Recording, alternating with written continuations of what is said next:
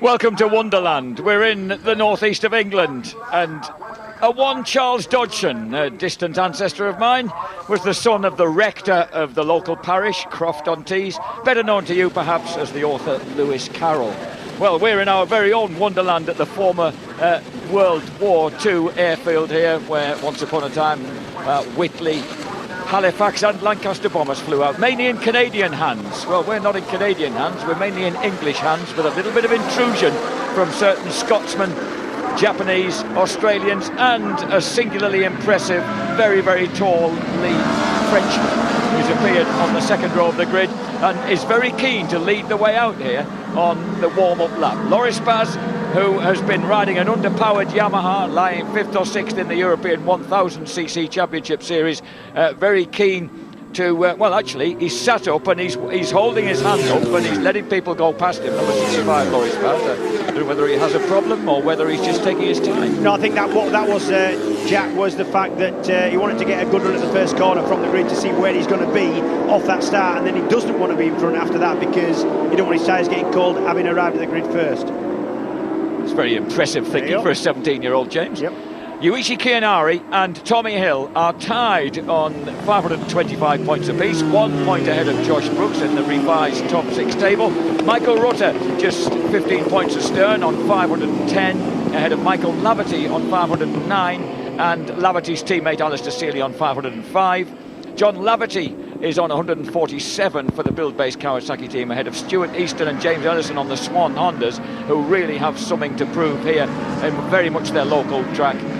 Chris Walker is 10th, 11th Tommy Bridewell, 12th Yukio Kageyama, 13th Gary Mason, 14th Simon Andrews, both the MSS Colchester Kawasaki's together, ahead of Tom Sykes, Kawasaki Racing Team, Martin Jessup, Dan Linfoot, the injured Andrew Pitt, Peter Hickman, and in 20th place Adam Jenkinson.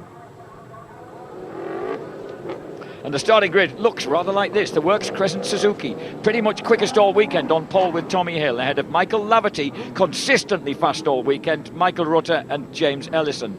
Second row headed by Dan Linfoot, very much the local boy, ahead of Simon Andrews, Stuart Easton and Loris Baz.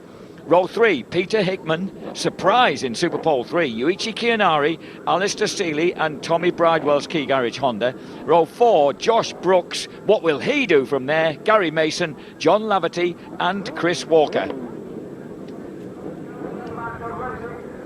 Tommy Hill on pole position, 5 race wins to his credit out of 120 starts in British Superbikes. He leads the championship.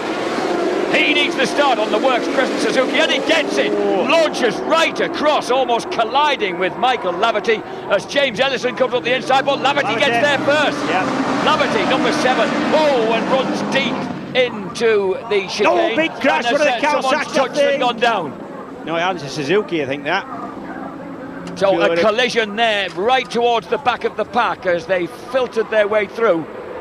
And that was an awkward one as they went through Hawthorne Bend. Now howling down the back straight too, and it's Dave Johnson, I think it might be David Johnson who's gone down. I was just talking to him a few moments ago before the start of the race. Yeah. And through Tower Bend, number 7, Laverty retaking the lead. No nonsense. It was impressive, that I've got to say, yeah. But sometimes these passes are easier early on when people are just finding the feet and just trying to get the tyres bedded in and all that kind of thing.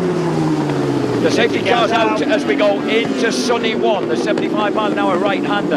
And that leads, obviously, into Sunny, I beg your pardon, Sunny in, Sunny out. And then launching across the bump into the very fast complex, swinging left, and then tightening up into a sharp right-hander. Laverty drops into that now, curves around to the hairpin. Yeah, the safety car will be coming out from there, Jack, so they're all knocking it off, all sitting up, getting in line astern. Jack Valentine, who was out looking at that entrance to the complex yesterday because Tommy Hill had complained that his bike wasn't behaving as he wanted going through that section, but me and John Reynolds were looking at it and it looked perfect. Yeah, it's sometimes difficult from the side of the track to just tell the subtle kind of things that are going on with the bike. You know, it could be a balance thing, a matter of weight. Oh, here we see the incident again, it's near the back and you'll see two bikes touch. I think they might have already just about now there, bike goes down, look. And that's just a first lap, bikes all over the track kind of incident that can happen. Wow, that was a brutal move by Tommy Hill, but it didn't put off Laverty. It didn't. It's a good thing, you know, at this track to get to that first set of corners first, because you can use as much of the curb as what you want just there. You know, it gives you a better line into turn 2. And I think David Johnson clipped the back wheel of Tom Tunstall, you know. I think he did. That looked like a heavy fall as well. Looked like a possible collarbone to me, that. David Johnson, although he lives in the Midlands, his team is run from Portsmouth and Wales. He says it's a rather bizarre triangular situation. So Laverty led the way, bike number 7. He's looking for where on earth everybody else is. Here's Tommy Hill, it's second place man, number 33. Michael Rutter. So 3 of the top 6 men are running there at the front. We look downfield to see where the rest are. Brooks is in 12th place. Where's Kianari? So David Johnson, possibly with a back injury, has been shepherded off to the medical centre to get checked over. We have, of course, got there. Kianari, 22nd. Yeah, 22nd, yeah, he's up. That's not the best way to, that's not the best place to start from. It's not, well, he's gone backwards. He started 10th off the grid, but went backwards from there. Watch Tommy. Comes across. I tell you what, he did come across. That was harsh. I mean, sometimes you come across off the grid just to kind of confuse the people who you've just got a wheel in front of, you know. Wow. The lights are off on the car, so it'll come in next time round. We're right out in the country at Tower Bend, which is a fairly sharp back on itself 60-mile-an-hour second gear right-hander, which leads to the very, very rapid Jim Clark S's. It's the fastest chicane in the world that I've ever been round, is that one, Jack. It's so quick and so bumpy. And coming out of there and into the fourth gear right-hander at Barcroft there, John Reynolds tells me that is just about the most testing corner in British racing. Yeah, it's so fast, you know if something goes wrong, it's going to be a really, really big wrong, and it'll really spoil your afternoon. That's a good way of putting it. Yeah. In fact, I think Simon Andrews has suffered that either last year or the year before. He knows what it's about, but Simon Andrews on the MSS Colchester Kawasaki, well and truly back in the mix. He's in 8th place at the moment on bike number 17 as they filter through behind the safety car. 20-lap race here. We're on the end of the 3rd lap. Laverty, Hill, Rutter, Ellison, Linfoot, Easton, Seeley, Andrews, Loris Baz, Gary Mason. They are your top 10 with Brooks 12. Capples in. Get off. Howling down again towards Clevo. Great right-hander this is into the Hawthorne Bend at the almost straight line. 4th place for James Ellison. Couple of places back, the man who won here last year for the Swan Honda squad, Stuart Easton. Yeah, a couple of times, over the years, he's tried to put a little rubber kind of bollard things up to stop people taking so much of that curb, Clairbo, but nothing worked. Short of building a brick wall, you're not going to stop them getting a better line into turn 2 there. Tommy Hill waving a leg as they go into Tower Bend. Still ahead of him, Michael Laverty. I felt we were again talking to John Reynolds, former British champion out there in the country during qualifying yesterday afternoon. He said that Laverty was going convincingly but unobtrusively fast all weekend. Yeah, he hasn't had a bad session, hasn't Michael Laverty this year. He's really got to grips with his place. The bike seems settled as you can get a bike around here. It is bumpy. You'll see a lot of movement anyway. It was particularly. And Kianari apparently left the circuit at Tower Bend, outbraked himself at Tower Bend on the first lap. There's Dan Linfoot pestering James Ellison on the Swan Honda. So very much a local man versus a locally run motorcycle. Here comes Tommy Hill, dives inside at the hairpin, nudges Laverty wide, and the Works Crescent Suzuki takes the lead.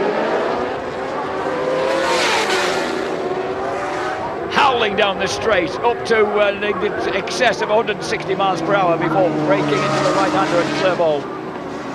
I thought I saw somebody going a little bit wide there. I think he was Linfoot. Just went a bit hot there into turn 1. Dan could just be getting a little overexcited, running so well up on very much his home track. Look at the way the front 3 are breaking clear, James. Yep. So Michael Rutter hovering there on the ridersmotorcycles.com Ducati in 4th place as Andrews goes underneath Alistair Seeley as they go through Tower Bend, and that's a 7th place for Andrews. I think Loris Baz, the Frenchman, right behind them pair. Do you know, Loris Baz, when the lad became a 15-year-old European Superstock 600 champion, and then we thought we were having difficulty adapting to the 1000cc Yamaha, not realising it was a trifle underpowered, shall we say, European Superstock 1000. but there's no trifling with this 1000cc Superbike, is there? He's Absolutely on it. not. No, I don't think he's got the bike that's giving him a chance of showing his true potential in that European Superstock 1000 class at all, Jack. At the front then, Tommy Hill leads the way. Michael Laverty second. Tony Rutter. His son of Tony Rutter in third. Yeah, you're going back a few years, showing your age there, Jack. Sorry. Easton, Linfoot, Andrew, Seeley, Vaz and Bridewell now round out the top 10. And the Key Garage Honda moves in front of Gary Mason. Josh Brooks still in 12th. John Laverty 13th. Chris Walker 14th from the SorryMate.com SMT Honda team. And Peter Hickman, who has qualified sensationally into Super Bowl 3 on his private Ultimate Racing Yamaha, there is 15th. And a nightmare for the HM Plant boys. Brooks down in 12th. Keane Harris still in 21st position. The Evo Mirror.co.uk class headed by Hudson Kenner, just from Gary Johnson, number 69, Aaron Zanotti behind him, Steve Brogan down in 23rd place. Yeah, big off though in practice, Jack. He's not himself at all. The big lad from Liverpool, he's well knocked about. That's a shame because he's taking his beautiful girlfriend to celebrate her 26th birthday tomorrow. They're off to Lake Como.